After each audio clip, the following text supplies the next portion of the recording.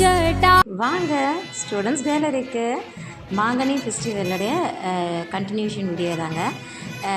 எவ்வளோ அழகாக கைலாசநாதர் வந்து ஆடிட்டு வராரு பாருங்க. அவன் இவ்வளோ பெரிய ஒரு திருவிளையாடலை புரியறதுக்காக நான் இறங்கி வரேன் அப்படின்னு சொல்லிட்டு வெள்ளை சாட்சி புறப்படோட இறங்கி வந்த அவர் அந்த நடனத்தை பார்க்குறதுக்கே அவ்வளோ அந்த ஒவ்வொரு வளைவுகளை நின்று அவர் கொடுக்குற நடனம் இருக்கே ஸ்பெஷலுங்க. அப்புறம் 10ஆம் தேதி இது தாங்க அந்த ஃபெஸ்டிவலோட ஹைலைட்டான டே எங்களுக்கு. மாங்கனி ஃபெஸ்டிவல் கேட்கலாம், மாங்கனிகளை கையில் கொடுக்கலாமே அப்படின்ட்டு உணவுப் பொருளை வீணாக்குறீங்க அப்படிங்கிறவங்களையும் சொல்லலாம். ஆனால் வந்து அது எல்லாத்தையும் கடந்தது தாங்க நம்மளுடைய திருவிழாக்களும் பண்டிகைகளும். அதனால் வந்து அந்த அந்த விஷயங்களெல்லாம் அப்பாற்படுத்திட்டு இதை நம்ம பார்ப்போம். எவ்வளோ பெரிய ஒரு ஆண்டவர் இறங்கி நடந்த அந்த வீதிகளில் நம்ம இறங்கி நடக்கிறோம், அந்த வீதிகளில் நம்மளும் ஒரு அங்கமாக இருக்கிறோம் அப்படிங்கிறத நினைக்கும் போதே மெய் சிலிர்த்து போகுது. அதே மாதிரி வந்து குழந்தை இல்லாதவங்க, திருமணம் ஆகாதவர்கள் அப்படிங்கிறவங்க வேண்டிக்கிட்டு மாங்கனி அரைப்பாங்க.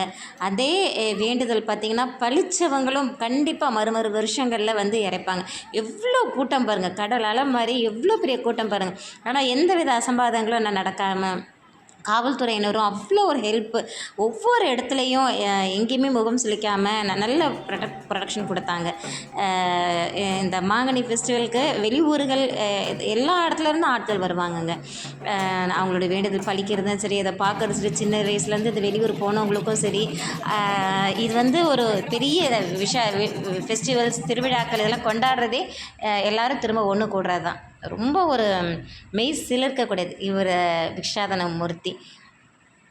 இவ்வளோ ஒரு அருமையான விசேஷத்தில் நம்ம கூடியிருக்கோம் பாருங்கள்.